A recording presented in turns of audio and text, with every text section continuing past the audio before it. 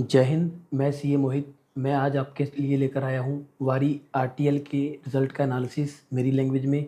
दोस्तों, वीडियो में आगे बढ़ने से पहले आप इस डिस्क्लेमर को प्लीज़ ध्यान से पढ़ लीजिए, क्योंकि यह कोई बाइंग की एडवाइस नहीं है आपको। आप कोई भी बाइंग के डिसीज़न पर आने से पहले अपने फाइनेंशियल एडवाइज़र से ज़रूर बात कर लीजिए और उसके बेसिस पर ही आप कोई बाइंग का डिसीज़न लीजिए। और सेकंड डिस्क्लेमर मेरा ये रहेगा इस वीडियो में, मैं वारी आरटीएल के शेयर्स को आज की डेट में होल्ड कर रहा हूँ। एज़ पर सेबी गाइडलाइन यह डिस्क्लोज़र देना मैंडेटरी है, ताकि इस वीडियो की डेट पर आपको लोगों को पता रहे कि इस शेयर को मैं होल्ड कर रहा हूँ, इस शेयर के साथ मेरा इंटरेस्ट जुड़ा हुआ है। तो आइए टाइम वेस्ट ना करते हुए हम रिज़ल्ट की तरफ चलते हैं। कंपनी का नाम है वारी आरटीएल लिमिटेड, वारी रिन्यूएबल टेक्नोलॉजीज़। कंपनी की मार्केट कैप है 13,166 करोड़ रुपए। कंपनी की जो प्राइस टू अर्निंग रेशियो है वो है 37.3 और जो इसकी इंडस्ट्री पी है वो है 38.9। दोस्तों, अगर हम पी से इंडस्ट्री पी को कंपेयर करें तो हमें ये लगेगा कि कंपनी फेयर वैल्यूड है, लेकिन जैसा कि मैंने आपको पैग रेशियो की वीडियो में सिखाया था कि जो पी रेशियो है वो ग्रोथ को कंसिडर नहीं करती है। आप इसकी आरओसी और आरओई देखिए, 82% और 65, यानी ये कंपनी की ग्रोथ पोटेंशियल बहुत है और ग्रोथ कंपनी अपनी कैपिटल के ऊपर बहुत अच्छा रिटर्न जनरेट कर रही है। तभी देखिए आप इसकी पैग रेशियो अगर आप नोटिस करेंगे तो 0.19 की है। यह रिज़ल्ट आने से पहले 0.3 की थी और जिस दिन रिज़ल्ट आया ये 0.17 की हो गई। आज यह शेयर 11.5% ऊपर है, तो उस कारण से यह पैग रेशियो 0.19 की हो गई है। तो यह शेयर अभी भी अंडर वैल्यूड है, यानी इस शेयर में अभी भी बहुत ज़्यादा पोटेंशियल बचा हुआ है। तो सबसे पहले हम चलते हैं रिज़ल्ट्स की तरफ। देखिए, ये इसका प्राइस का चार्ट है 1 ईयर का। पिछले 13 जनवरी 2025 से लेकर यह शेयर इसी रेंज में ट्रेड कर रहा है, 900 से लेकर 1200 की रेंज में। कभी यह 900 से 1200 की रेंज में ये चला जा रहा है शेयर। तो दोस्तों, इस शेयर को मैं होल्ड कर रहा हूँ 1000 के लेवल से। तो आइए हम क्वार्टरली रिजल्ट्स को देखते हैं। सितंबर 2025 में जो सेल है वो है 775 करोड़ रुपीज़ की, जो कि पिछले साल सितंबर के मुकाबले करीब 50% ज़्यादा है। कंपनी का जो ऑपरेटिंग प्रॉफिट है वो पिछली बार था 72 करोड़ का, जो कि बढ़ के 158 करोड़ रुपीज़ का हो गया है। कंपनी ने जो ऑपरेटिंग प्रॉफिट मार्जिन है उसमें बहुत बढ़ोतरी की है। पिछली बार 14% का था, इस बार 20% का है। और इसीलिए कंपनी का जो नेट प्रॉफिट है वो 54 करोड़ रुपीज़ से बढ़कर 116 करोड़ रुपए हो गया, यानी करीब करीब डबल हो गया है, डबल से भी ज़्यादा। ईपीएस 5 से 11 पर चला गया है। आइए अब हम देखते हैं टीटीएम रिजल्ट्स, यानी ट्रेलिंग 12 मंथ्स। दोस्तों, ट्रेलिंग 12 मंथ्स के अंदर पिछले 12 महीने का रिजल्ट होता है।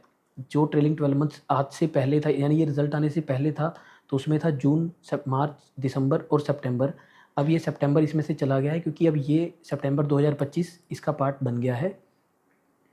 तो मार्च 2025 के अंदर ईयर एंड तक 1600 करोड़ रुपए की सेल थी और टीटीएम के अंदर 2200 करोड़ रुपए की सेल है। ऑपरेटिंग प्रॉफिट 311 से बढ़कर 474 करोड़ रुपए हो गया है। वहीं नेट प्रॉफिट जो है वो 229 करोड़ रुपए से बढ़कर 350 करोड़ रुपए हो गया है। कंपनी का जो ईपीएस है वो 22 से बढ़कर 34 के आसपास हो गया है, यानी इसमें भी अच्छी खासी बढ़ोतरी हमें देखने को मिली है। अब देखेंगे कि सेल ग्रोथ है टीटीएम के 63% की है। कंपाउंड जो प्रॉफिट ग्रोथ है टीटीएम के अंदर 79% का है। तो दोस्तों, कंपनी की ग्रोथ बहुत अच्छी है, इसी कारण से कंपनी की जो पैग रेशियो है वो इतनी अंडर वैल्यूएशन की तरफ है। अब बैलेंस शीट की तरफ चलते हैं। कंपनी ने फिक्स एसेट के अंदर बढ़ोतरी की है और कैपिटल वर्क इन प्रोसेस के अंदर भी कंपनी ने बढ़ोतरी की है, यानी डबल हुआ है ये।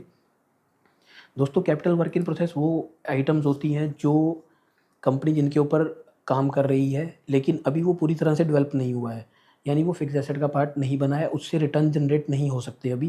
दोस्तों, ये फ्यूचर के लिए बहुत अच्छी चीज़ होती है। जैसा आप पिछले सालों के अंदर देख रहे होंगे, मार्च 2023 के अंदर कैपिटल वर्क इन प्रोसेस था 80 करोड़ रुपीज़ का। वहीं जब मार्च 2024 में इसको कैपिटलाइज़ किया गया तो यह एसेट 157 करोड़ रुपीज़ के हो गए हैं। आप इस साल के प्राइस सेल के अंदर आप जाकर देखेंगे कि मार्च 2023 की जो सेल है वो 351 करोड़ रुपए है और वो बढ़कर 876 करोड़ रुपए, क्योंकि ये फिक्स एसेट्स ने जब रिटर्न देना शुरू किया तो सेल्स काफ़ी ज़्यादा बढ़ जाएगी। तो ऐसे ही जब यह capital work in process capitalize होगा तो कंपनी के फाइनेंशियल्स में और अच्छी बढ़ोतरी देखने को मिल सकती है। आइए इसके कैश फ्लो एनालिसिस के लिए हम कंपनी की जो पीडीएफ दी हुई है वहाँ पर चलते हैं ऑपरेटिंग कैश फ्लो एक्टिविटीज़ में हमने जाकर देखा तो कंपनी ने 83 करोड़ रुपीज़ का कैश इन हैंड जनरेट किया है ऑपरेटिंग एक्टिविटी से। लास्ट ईयर ये था 85 करोड़ के आसपास का। तो कंपनी कैश फ्लो पॉजिटिव है इस क्वार्टर में भी। दोस्तों, जैसा कि मैंने अपनी कैश फ्लो वाली वीडियो में आपको सिखाया था कि कंपनी का ऑपरेटिंग कैश फ्लो जनरेट करना बहुत ज़रूरी है। अगर कंपनी अपनी बिजनेस एक्टिविटी से ही कैश जनरेट करेगी तो उसे फाइनेंसिंग और इन्वेस्टिंग एक्टिविटीज़ से कैश जनरेट करने की ज़रूरत नहीं पड़ेगी। उल्टा वो इन्वेस्टिंग एक्टिविटीज़ के अंदर अपना कैश लगा सकती है ताकि फ्यूचर उसका अच्छा हो जाए। आप देखेंगे कि कंपनी ने 64 करोड़ रुपए के करीब प्लांट एंड मशीनरी में इन्वेस्टमेंट की है और कंपनी ने 6 करोड़ रुपए के करीब इन्वेस्टमेंट की है किसी इन्वेस्टमेंट में। कंपनी को 7 करोड़ रुपए का इंटरेस्ट भी मिला है, ताकि ये उसी इन्वेस्टमेंट का परिणाम है। और कंपनी ने जो अपने डिपॉजिट्स हैं, ये कोई एफडी वगैरह में पैसा रखा हुआ था, 38 करोड़ रुपीज़ वहाँ से जनरेट किया है। और फाइनेंसिंग एक्टिविटीज़ की जब हम चलते हैं तो उसके अंदर देखते हैं कि कंपनी ने अपने फाइनेंसिंग एक्टिविटीज़ को भी पैसा पे किया है। इसके अंदर बोरिंग्स को रीपे किया गया है और इंटरेस्ट वगैरह की लाइबिलिटी को पे ऑफ किया गया है, जो कि कंपनी ने अच्छे से, क्योंकि कंपनी कैश फ्लो पॉजिटिव है। अगर company operating cash flow positive ना होती तो कंपनी को इस इंटरेस्ट की लाइबिलिटी को पे करने के लिए भी कहीं ना कहीं से कैश देना था, तो वो कहीं ना कहीं से कंपनी को बोरो करना पड़ता या नए शेयर्स इशू करने पड़ते, जिससे कि शेयर कैपिटल डाइल्यूट हो जाती। तो दोस्तों, इस वीडियो में इतना ही। आरटीएल के रिज़ल्ट्स मेरे हिसाब से बहुत अच्छे आए हैं, वारी आरटीएल के रिज़ल्ट्स, और मैं इसके अंदर अपनी इन्वेस्टमेंट होल्ड करता हूं। आप इस शेयर को अपनी वॉच लिस्ट में लगा सकते हैं, क्योंकि जिस कंपनी के रिज़ल्ट्स अच्छे आते हैं उसके अंदर ग्रोथ का पोटेंशियल बहुत ज़्यादा है। कंपनी के अंदर हमने तभी तक बने रहना है जब तक कंपनी के रिज़ल्ट्स अच्छे आ रहे हैं। हमने कभी भी प्राइस को चेज़ नहीं करना है, हमने वैल्यू को चेज़ करना है। कंपनी की वैल्यू तभी बनेगी जब वो अच्छे रिज़ल्ट्स देगी और अच्छा परफॉर्म करेगी मार्केट के अंदर। दोस्तों, इस वीडियो के कंटेंट अगर आपको पसंद आए हों तो आप प्लीज़ इस वीडियो को लाइक कीजिए और अपने फ्रेंड्स के साथ शेयर ज़रूर कर दीजिएगा और मेरे चैनल को सब्सक्राइब कर दीजिएगा। जय हिंद।